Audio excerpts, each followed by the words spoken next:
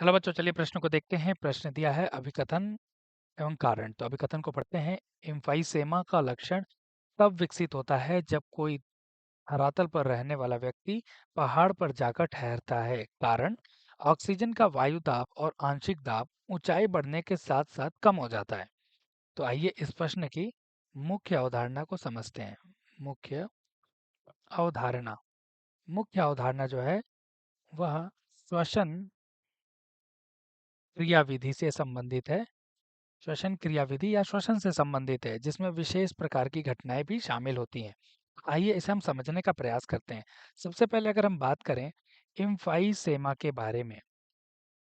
Emphysema emphysema के बारे में अगर बात करें तो यह एक प्रकार का श्वसन विकार है।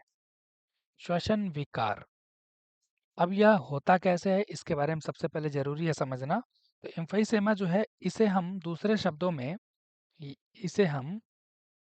दूसरे शब्दों में वात स्फीति के नाम से भी जानते हैं। वात स्फीति, इसके नाम से भी हम जानते हैं।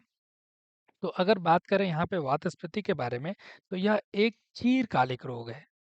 चीरकालिक रोग होता है। चीरकालिक का मतलब जो कि धीरे धीरे करके होता है और लंबे समय तक ये चलता है।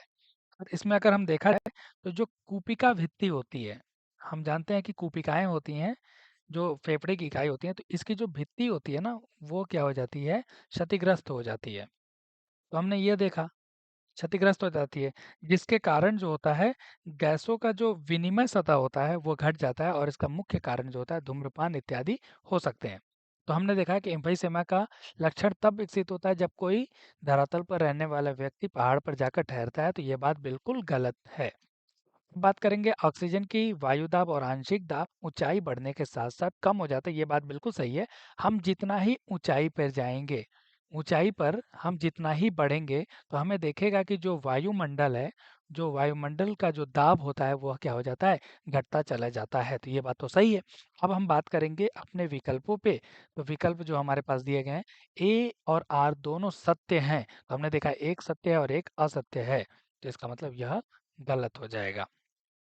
ए और आर दोनों सत्य हैं, लेकिन आर ए की सही व्याख्या नहीं है, तो ये भी गलत हो जाएगा, क्योंकि यहाँ पे दोनों सत्य तो है नहीं।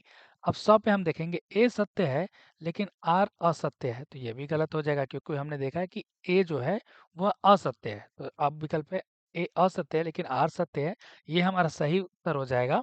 जबकि ए और आर दोनों असत्य हैं, ये भी गलत हो जाएगा। हमारे प्रश्न का सही उत्तर ड हो जाएगा। आशा करते हैं इस प्रश्न का उत्तर आपको समझ में आया होगा। धन्यवाद।